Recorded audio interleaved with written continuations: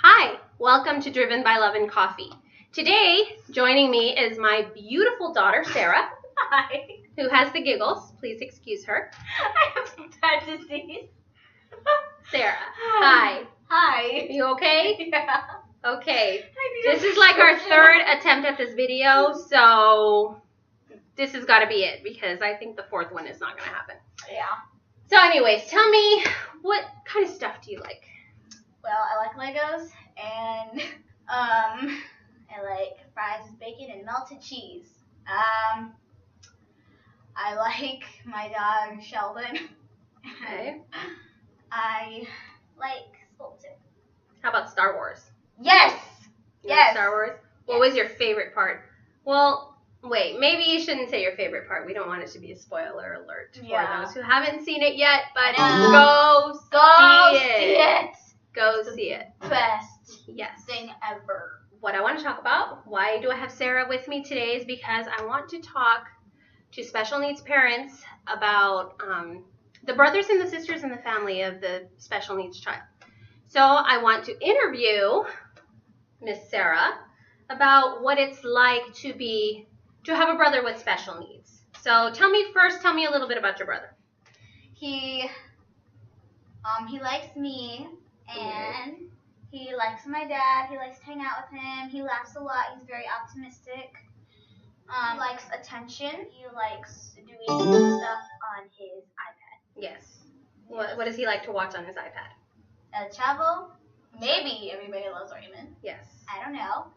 It's kind of. Dad turns on El Chavo for him. I walk in and take it off and turn on Everybody Loves Raymond. So Yeah, it's kind it's of your like fault. I mean, battle of personalities right there. So tell me a little bit about your brother's special needs. Well, he has a bit of a malfunction in the brain because the brain kind of sends messages to like your muscles and your bones, when to move, where to move, how to move, but his brain doesn't really work like that, which means it can't really send messages to his muscles and bones to tell him what he needs to do and when to do it. And what is that called? That's called autonomic nervous system. Oh, I mean, cerebral palsy. Cerebral palsy, exactly. That was a very good explanation, by the way. Thank you. Send a note to your teacher. You're learning well. So, how do you feel being a sister to, here's this teenage boy, he's obviously older than you, yet he's in a wheelchair, mom and dad are in charge of bathing and feeding, and we're everything to him. We're his arms, his legs, moving, transferring, communication, getting him dressed. How does that make you feel watching your 16-year-old brother? It kind of makes me feel kind of awful because he can't do the simple things that we can, and he needs a lot of help to do it. Yeah. It also makes me feel proud. Not selfish, but proud because a lot of people do not have, like, siblings with cerebral palsy, and I kind of feel really good. So, yeah. So do you look at it as a blessing? Well, it makes him laugh a lot, actually. It's kind of his personality combining with his disability. I kind of see it as a blessing and a bit of an accident when he was born. Right. Now, I think you and I can agree that he is very admirable in the sense that despite everything he can't do, he is so happy. Yes. And he laughs so much. Yes. And he seems to love life. Yes. And enjoy life. Sometimes even more than you and I love life or enjoy life, right? Yeah. I think sometimes we have more of a complaining heart than he does. Yeah, I mean, we aren't going through CP, and he's perfectly fine about it. I mean, he's been in the hospital like a few hundred times and been like getting surgery and stuff in his back and his hand and his everything. Mm-hmm. And we don't go through this stuff like that, but we go through like spiritual and emotional problems that sometimes involves Jorgie, and he doesn't go through stuff like that, and that's probably why he's enjoying life more than we are. Now, you mentioned the emotional problems sometimes that involves Jorgie. So how do you deal with those emotional problems? Because you know what, there might be a little girl or a little boy out there, or even a teenager that's watching their parents raise a special needs sibling, and they might feel jealous, or they might feel left out, or just devastated, really sad that their brother and sister can't do the same things that they can. So somebody is in front of you and they say, you know what, I'm really embarrassed because my sister can't walk. What would you say to that person? I would say that that the person that has CP is not doing it on purpose, but he or she is just doing it because of the disability he or she has. So he's just doing it on accident, just because he was born with it, not because he wants to do it, because he doesn't get the alert that he's doing it. And do you ever feel embarrassed when your friends come over and I introduce them to Jorgie? No. No? No. Not at all? No, not much. Why?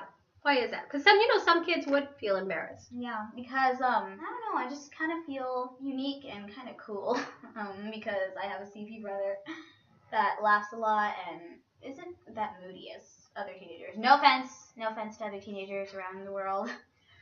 No offense.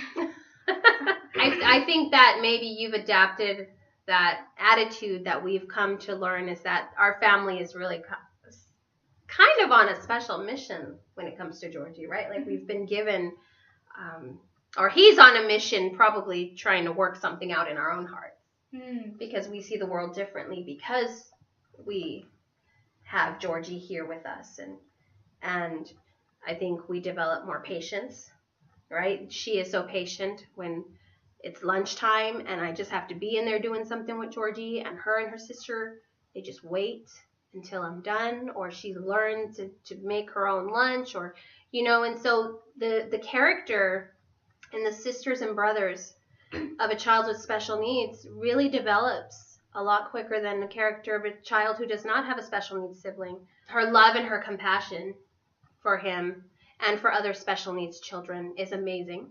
And I see that, I see a lot of other children maybe shrugging away or ignoring or staring, or just, you can see they're uncomfortable if there's a special needs child in the room or outside or whatnot.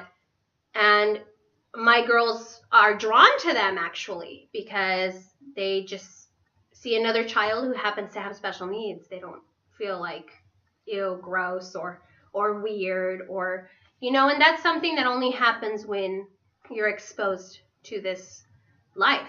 So I just want to encourage all of the parents out there who have a special needs child, and other children as well, who all have their own unique needs, is to make an effort to make sure that the brothers and the sisters of the child with a disability feel just as special, that you love them just as much, and if you do have to spend extra time with the child with the disability, that they understand why that is, that it's not because he or she's loved more.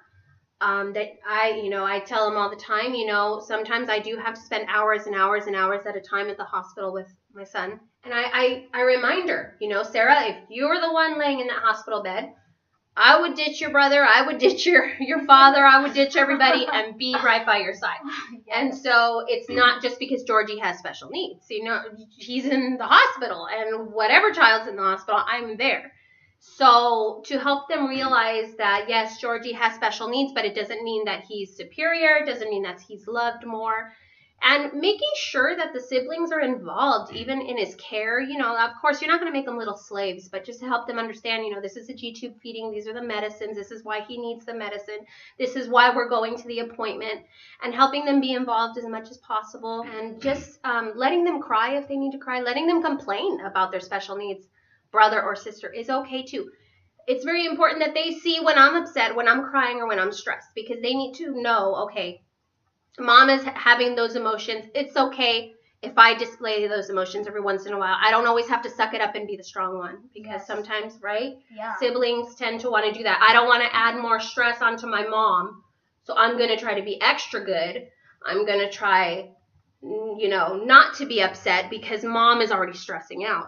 And I've seen that in you sometimes as you were growing up, but I want you to know, you need to cry, you need to be a brat every once in a while. Yes, I'm probably tired because of Jorgie, but trust me, I will find that mother in me to deal with you too. Yeah. So yes. So, amen. Yeah, you know that because it's happened before. Yes. So anyways, that's what I wanted to talk about today. Please comment, please, questions, email. If you have other young children who would like to look at this video and want to be email buddies with Sarah, by all means. So thank you so much for your time. Okay, bye. Bye.